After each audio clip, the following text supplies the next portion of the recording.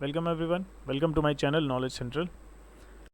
आज के इस वीडियो में हम बात करेंगे how does India support the idea of Palestine. Bharat कैसे पैलेस्तीन को उनकी ग्लोबल एस्पिरेशंस में सपोर्ट करता है, उनके डेवलपमेंट में सपोर्ट करता है। तो इन सारी चीज़ों को जानेंगे। चलिए वीडियो शुरू करते हैं। सबसे पहले मैप देखते हैं। ये है हमारा बिलव्ड कंट्री इंडिया, और ये पाकिस्तान हमारा पड़ोसी, अफ़गानिस्तान, फिर ईरान है, फिर इराक़ है, ये सऊदी अरेबिया है, ये जॉर्डन है, ये इज़राइल है, और ये जो स्टार बना दिख रहे हैं दिस इज़ पैलेस्टीन। तो हमारा पूरा फोकस इज़राइल और पैलेस्टीन पर रहेगा। ये एक मैप है जिसमें बहुत क्लोज दिखाया गया है इज़राइल और पैलेस्टीन को। जितना लाइट पोर्शन है ये है इज़राइल, ये सारा एरिया बिलोंग करता है इज़राइल को, आज का इज़राइल। और ये जो पोर्शन है ये बिलोंग करता है वेस्ट बैंक, इसको वेस्ट बैंक बोलते हैं, और इस एरिया को गाज़ा पट्टी या गाज़ा स्ट्रिप बोलते हैं। और जो पैलेस्टीन है, Palestine is ultimately the West Bank along with Gaza. एक मैप और ये देखते हैं इस समय स्क्रीन पे। ये जो पहला मैप है ये है 1947 का यूएन पार्टीशन प्लान।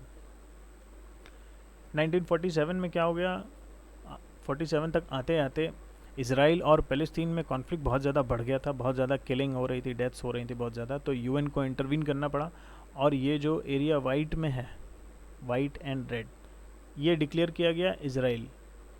ये बोला गया कि ये जूस पीपल का लैंड रहेगा, जिसको इज़राइल कहेंगे। और जितना ये ग्रीन, ये एरिया डिक्लेयर किया गया द लैंड ऑफ अरेबियंस यानी पैलेस्टीनियन। इसको वेस्ट बैंक कहते हैं, इसको गाज़ा कहते हैं। लेकिन ये पिक्चर 20 साल में चेंज हो गई। 1967 तक आते आते एक वॉर हुआ, 6 डे वॉर। 6 डे वॉर पर मैंने एक सेपरेट वीडियो बनाई है जिसका लिंक डिस्क्रिप्शन बॉक्स में है, आप जाकर उस वीडियो को ज़रूर देखिए। तो 1967 में जब ये वॉर हुई तो उसका रिज़ल्ट ये हुआ कि इज़राइल ने फ़लस्तीन का काफ़ी एरिया कैप्चर कर लिया। ये सारा एरिया जो पहले, और यहाँ पर काफ़ी पोर्शन जो वेस्ट बैंक का था, जो ये एरिया ऑफ गैलीली था, और ये गाज़ा, ये सारा एरिया एक मेजर पोर्शन इसका इज़राइल ने कैप्चर कर लिया फोर्सफुली। तो अब जो भी डिस्प्यूट इनका चल रहा है वो है दो इश्यूज़ पर। एक, जो ये जितना भी लैंड इज़राइल ने फोर्सफुली एक्वायर कर लिया फ़लस्तीन का, और जो दूसरा सबसे बड़ा इशू है वो है जेरूसलम को लेकर। 1947 में यूएन ने अपने पार्टीशन प्लान में जेरूसलम को एक बफर बॉडी की तरह, एक फ्री सिटी की तरह रखा था, जिस पर ना तो इज़राइल का ऑफिशियली अधिकार होगा ना फ़लस्तीन का। लेकिन 1967 में इज़राइल ने इसको कैप्चर कर लिया।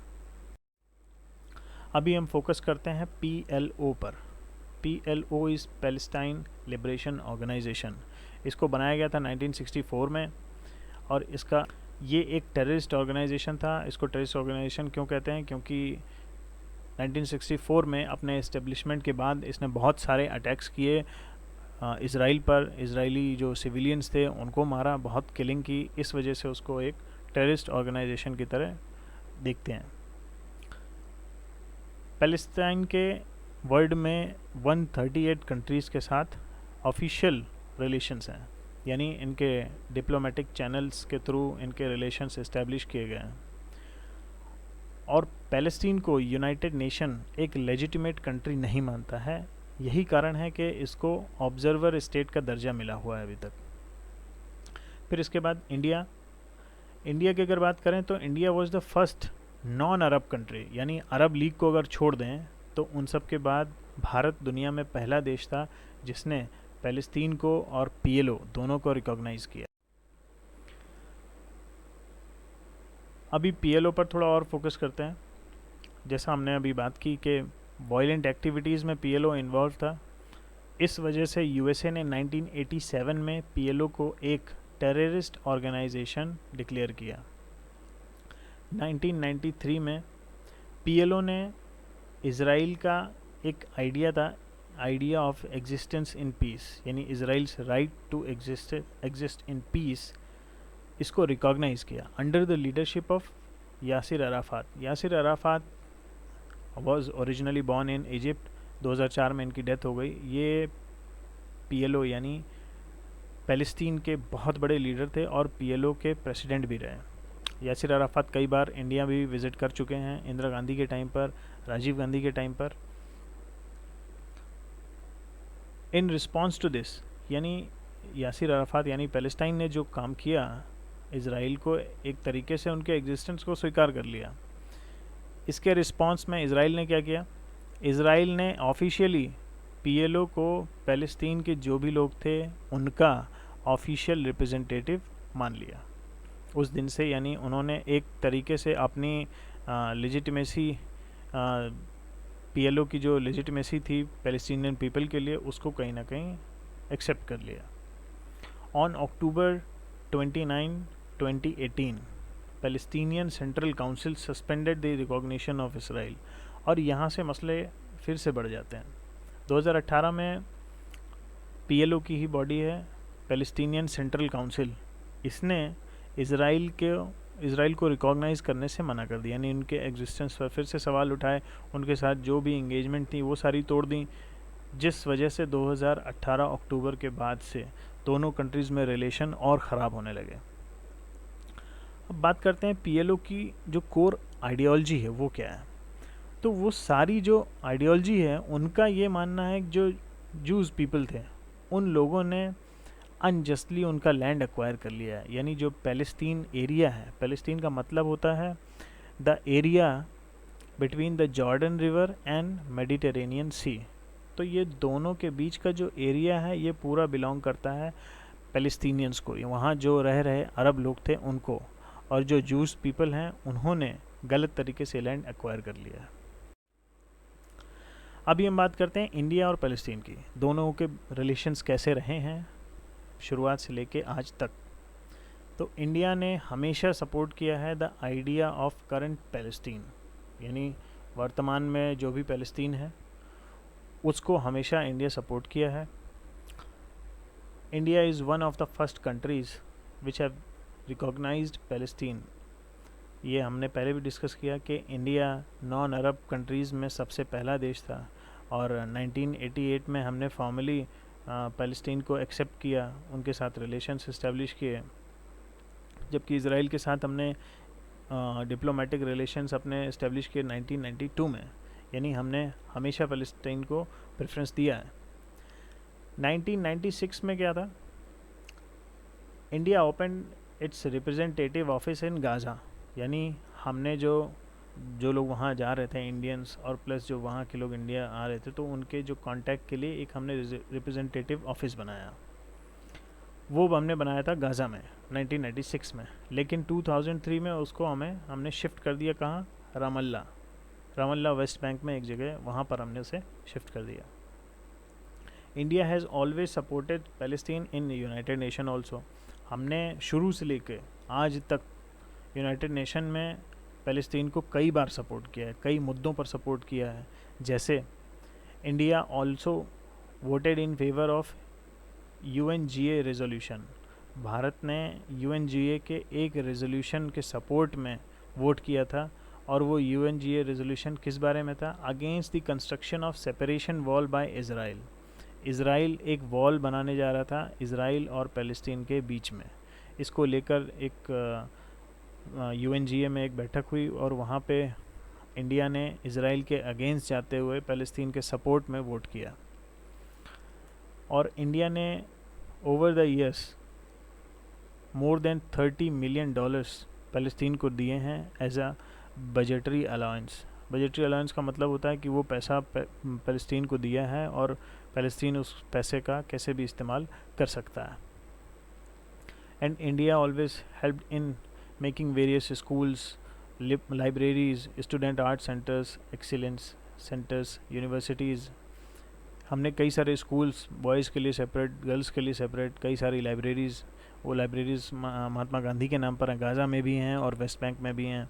स्टूडेंट आर्ट सेंटर बनाए हैं और एक्सीलेंस सेंटर, यानी पीपल टू पीपल इंगेजमेंट बढ़े, उसके लिए हमारी गवर्नमेंट ने पैलेस्तीन के साथ मिलकर कई बार काम किया है, बहुत सपोर्ट किया है उन्हें। और ये एक फ़ोटो है, बहुत आइकॉनिक फ़ोटो है, जानते हैं किस बारे में है। तो पंडित जवाहरलाल नेहरू, जो कि हमारे देश के पहले प्रधानमंत्री भी थे, उन्होंने प्रधानमंत्री रहते हुए इस एरिया को विज़िट किया था। Nehru had come to visit UN deployed Indian troops in Gaza in 1960, यानी 1960 में ये गाज़ा पे विज़िट किए थे। और जो ये पंडित नेहरू के आसपास जो लोग देख रहे हैं, ये हमारे अपने इंडियन सोल्जर्स थे जो कि वहाँ पीस कीपिंग मिशन के तहत UN ने डिप्लॉय किए थे। क्यों डिप्लॉय किए थे? क्योंकि 1956 में एक सुएज़ कनाल के आसपास जो था, इजिप्ट और एंग्लो फ्रेंच वॉर चल रहा था। तो उस वजह से टेंशन्स काफ़ी ज़्यादा बढ़ गई थी और उस पूरे रीजन में बहुत अनसर्टेनिटी थी। तो इसलिए UN को अपनी जो पीस कीपिंग फोर्स है उसको डिप्लॉय करना पड़ा। और क्योंकि उस UN पीस कीपिंग जो फोर्स थी उसमें इंडियन ट्रूप्स भी थे, तो पंडित नेहरू उन्हीं को विज़िट करने गए थे। और नेहरू गाज़ा गए थे। उस समय गाज़ा जो था इजिप्शियन कंट्रोल के अंदर था। और ऐसा बोला जाता है कि पंडित नेहरू पहले प्रधानमंत्री थे जिन्होंने पैलेस्टाइन को ऑफिशियली विज़िट किया। देखा जाए तो ये कुछ हद तक ही सही है। बहुत अगर टेक्निकली हम देखें तो पंडित नेहरू गाज़ा गए थे, यानी पैलेस्टीन गए ज़रूर थे, लेकिन पैलेस्टीनियन गवर्नमेंट से नहीं मिलने गए थे। और कभी ऐसा नहीं हो रहा था कि कोई लीडर अपने यहाँ का जाता था, कभी कोई सिटिंग प्राइम मिनिस्टर किसी अपनी ऑफिशियल कैपेसिटी में ना तो इजराइल की गवर्नमेंट से मिलने गया था और ना ही पैलेस्टीन की गवर्नमेंट से। हाँ, वहाँ के लोग इंडिया ज़रूर आ रहे थे, लेकिन इंडिया से कभी कोई नहीं गया था। और ये बैरियर टूटा जब प्राइम मिनिस्टर मोदी ये जब गए इजराइल मिलने अपने ऑफिशियल कैपेसिटी में, जो इजराइल के प्राइम मिनिस्टर थे उनसे ऑफिशियली मिलने गए और पैलेस्टीन से अलग मिलने गए 2018 में। यानी मोदी जब एज अ प्राइम मिनिस्टर गए पैलेस्टीन को विज़िट करने, तो वहाँ के ऑफिशियल से उन्होंने बात की, उनसे मिले। तो ये इंगेजमेंट पहले नहीं हुआ था। ये कुछ आइकॉनिक फ़ोटोज़ हैं। ये मोदी जब गए थे पैलेस्टीन, तो वहाँ पर उन्होंने उस रिगार्डिंग एक ट्वीट किया था। ये इंदिरा गांधी के साथ यासिर अराफात हैं और ये यासिर अराफात राजीव गांधी के साथ। तो ये सारी फ़ोटोज़ और ये सारी चीज़ें बता रही हैं कि इंडिया ने हमेशा द आइडिया ऑफ पैलेस्टीन उसको सपोर्ट किया है। और चाहे नेशन टू नेशन लेवल पे हो या फिर ग्लोबल लेवल पर हो, हमने हमेशा पैलेस्टाइन को सपोर्ट किया है। उनके डेवलपमेंट में, उनके आगे बढ़ने में, उनके लोगों को, उनके स्टूडेंट्स को आगे बढ़ने में हिंदुस्तान हमेशा मदद करता आया है। और एक फ़ोटो और है, ये भी एक जेस्चर है। ये दिखाता है कि हाँ, इंडिया ने किस हद तक पैलेस्टाइन को सपोर्ट किया है। एक ये छोटा सा जेस्चर है जहाँ यूनाइटेड नेशन में जितने भी मेंबर्स होते हैं उन सब के जो फ्लैग्स हैं उनको इंस्टॉल किया जाता है। तो इंडिया ने इस इनिशिएटिव को भी सपोर्ट किया था। हालांकि पैलेस्टीन जो है यूनाइटेड नेशंस का कोई परमानेंट मेंबर नहीं है, उनका लेजिटिमेट मेंबर नहीं है, ऑब्जर्वर स्टेट है, लेकिन उसके बावजूद इंडिया ने इस इनिशिएटिव को भी सपोर्ट किया। And this was done for the day. मैं इस पर आपकी राय जानना चाहूँगा। आप क्या सोचते हैं कि इंडिया को पैलेस्टाइन को और खुलकर सपोर्ट करना चाहिए या हम पहले ही बहुत सपोर्ट कर रहे हैं? Thank you so much. ये वीडियो शेयर करें, लाइक करें, अपने दोस्तों के साथ शेयर करें, अपने घर वालों के साथ शेयर करें। Thank you.